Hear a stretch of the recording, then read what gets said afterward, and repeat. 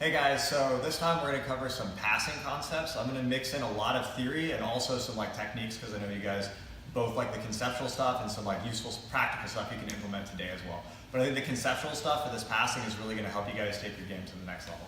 I think there's two main aspects of passing. So one aspect is kind of imposing my pass on a guy. So for example, he can either be on his back or sitting up, right? And what a lot of guys want, I think this is something that a lot of guys think about when they're uncomfortable with passing. What they want is, how can I pass this guy without giving him the guard he wants, right?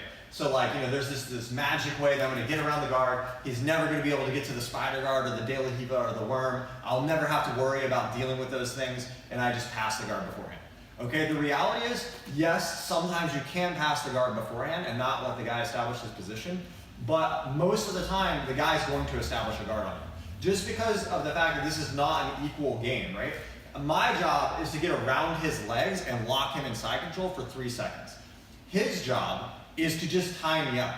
If he just gets a hold of my lapel and puts the lapel lasso on or worm, or gets my sleeve and lassos, he's already tied me up in some form of guard. So you can't expect that you're gonna just be able to get around everyone's guard without giving up the position, okay? So that leads to the second aspect of passing, which is knowing what to do in the positions they give you, right? So there would be 2 ways for me to go about passing, and I see this a lot in beginners and guys who are newer to passing, is he starts playing his guards, they start trying to make grips, right? They're just really panicked, right? Because they're so worried about giving up a position, right? Another style would be, if I feel really comfortable in my ability to pass de la hiva, to pass spider guard, to pass X guard, and everything, I can kind of come into the guard and just let him take whatever position he wants. He takes the de la hiva, right? I come here, boom, I know how to hit my knee cut, right? I come in, maybe he falls back and gets a lasso, no problem. Put the spider hook in, I loop out, he kicks out, boom, I throw, right? And I feel very comfortable no matter what position he puts me in. I think when you're starting off and developing your passing, it's more important that you learn to get comfortable in the major grips first. Get comfortable in a lasso, get comfortable in a de la hiva, get comfortable in spider, get comfortable in reverse de la hiva. Even the worm now. Start getting comfortable in those positions. Then as you become more comfortable, when you can give the guy the position and pass it, or at least break it and back out to the grip fight phase, then you can start playing more with this passing beforehand, right? So now, maybe, he can either be sitting up, and when he's sitting up, he can have one hand on the floor, right? Or have both hands up. Those are a little bit different. With the hand on the floor, he can move forward and back and keep his base. When he's sitting up, it's very effective. It's a little bit of a different style, okay? So, I can learn to pass from here, or he can be on his back, okay? He's on here, and now, as I'm comfortable, because I know even if I mess up, he gets to de la hiva, I feel relatively okay there, right? So now I can kind of look, and I get better, boom, I hit a Toriando pass, and I pass, right? Or I'm here, and his legs go up a little bit high, boom, I stack and try to initiate my pass before he gets the position. If he gets it, no problem, okay? I can deal with whatever guard he does, but it's nice to have that little bit of extra, okay?